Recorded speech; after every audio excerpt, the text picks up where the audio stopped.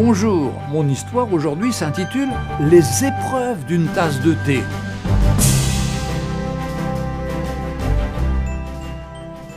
Je me rappelle l'époque où, avant d'être une tasse, je n'étais qu'une boule d'argile. Un jour, mon maître s'empara de moi, puis se mit à me frapper de ses mains, à me modeler. Cela me faisait mal, et je le suppliai d'arrêter. Mais il se contenta de sourire en disant « Pas encore ». J'avais si mal au cœur que je croyais que ma fin était venue. Heureusement, il finit par me sortir de là. Puis il me plaça sur un tour de potier et me fit tourner. Je ne comprenais pas pourquoi. Puis il voulait me faire passer par le feu. Alors je hurlais, je le suppliais d'arrêter, de me faire sortir. À travers la porte vitrée, je distinguais encore son visage et je le vis me sourire et hocher la tête en disant « Pas encore ». Puis soudain, me saisissant, le maître se mit à me poncer, à me brosser. Puis il prit un pinceau et me badigeonna de toutes sortes de couleurs. Les vapeurs étaient si fortes que j'ai cru m'évanouir. Je l'ai imploré d'arrêter, mais avec le même sourire, il me dit à nouveau « Pas encore ». C'est alors qu'il me plaça dans un autre four, 2 fois plus chaud que le premier. Cette fois, j'allais suffoquer, et j'en étais sûr. En larmes, je le suppliais, mais une fois de plus, il se contenta de me sourire en disant « Pas encore ». À ce moment-là, la porte s'ouvrit toute grande, et le maître annonça « Maintenant ». Il me prit dans ses mains et me déposa sur une étagère. Ensuite, il me tendit un miroir en me disant de me regarder. Je n'en croyais pas mes yeux. Je m'écriais « Oh, quelle magnifique tasse !» Alors le maître expliqua « Je voudrais que tu comprennes.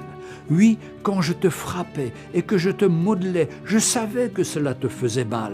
Je savais que le tour te donnait des vertiges. Mais si je ne m'étais pas occupé de toi, tu te serais desséché et tu serais resté à tout jamais une simple boule d'argile.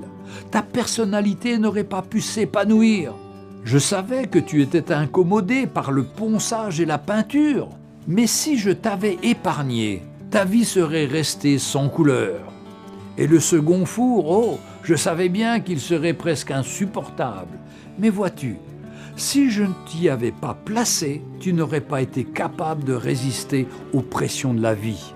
Ta force n'aurait pas suffi et tu n'aurais pas survécu longtemps. Tu vois, alors même que tout te semblait si difficile, je prenais soin de toi. Je savais ce que tu allais devenir dès le premier instant. J'entrevoyais déjà le produit fini. Mes amis, il en est de même pour nous. Acceptons les différentes épreuves par lesquelles nous passons.